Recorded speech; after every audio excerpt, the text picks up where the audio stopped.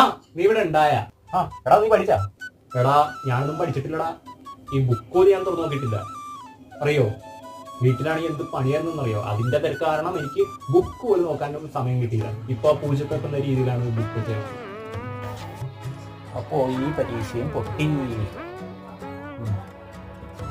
കുഴപ്പമില്ല, പിന്നെ പിടിക്കാം. Okay, find X. അതെ കിട്ടി എക്സ്. യെസ്.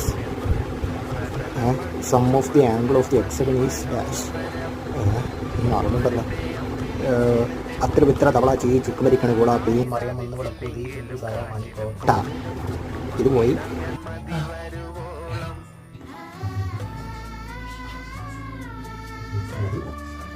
ഓ